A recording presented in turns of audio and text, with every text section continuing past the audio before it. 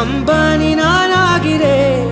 இந்த இன்ப மகாராஜ பெற்ற புது ரோஜ எலிசபெத் ராணியின் பேத்தியே.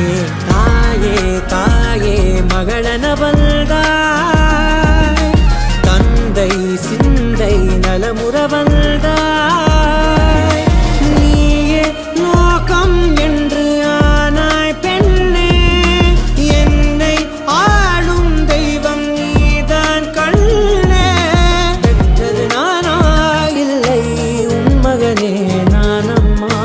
தாயே தாயே மகளன வந்தாய்,